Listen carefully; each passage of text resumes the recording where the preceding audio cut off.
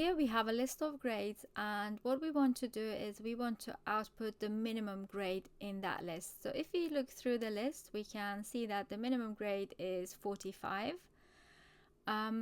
Now we know that grades can only go from 0 to 100, so the maximum grade would be 100. So what we do in this case, we set the minimum to 100, and then we iterate through each item within the list. So we say for grade in grades, and that will iterate through this list.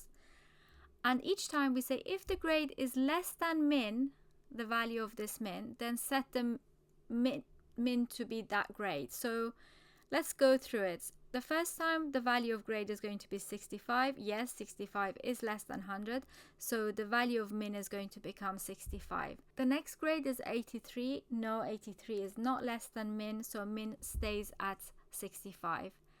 Then the next item is 56. Yes, 56 is less than 65, so the value of min will become 56.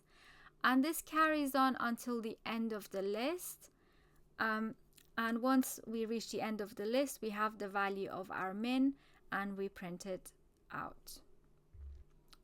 So let's run the code. And when we run the code, it says minimum grade is 45. Now if I change it, let's say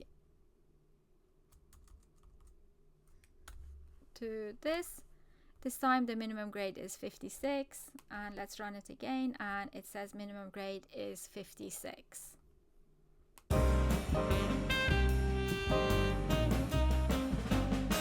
Now another way, and in my opinion a better way, would be to set the minimum to grade 0, and we know that grade 0 is the first element in your list.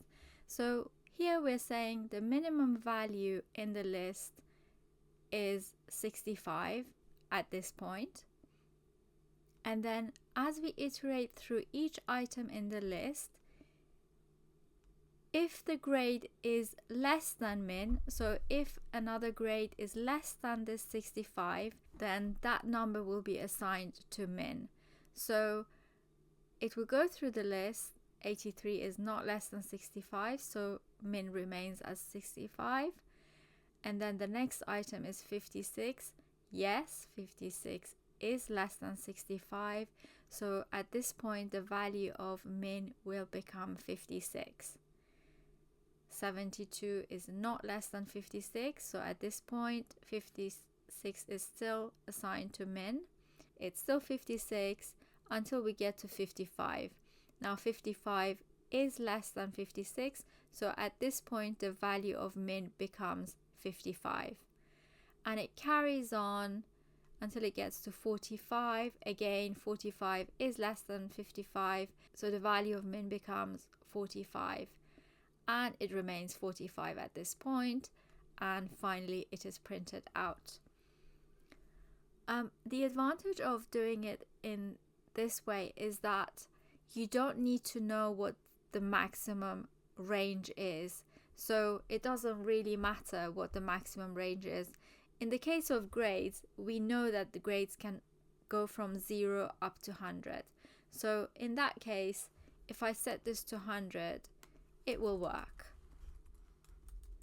But if you don't know what the maximum value can be, then this would be a better way of doing it.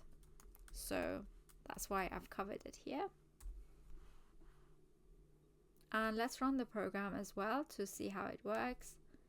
There we go. It still gives us the minimum grade, which is 45.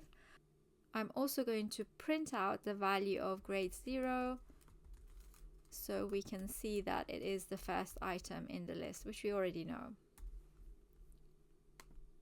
There we go. It's 65.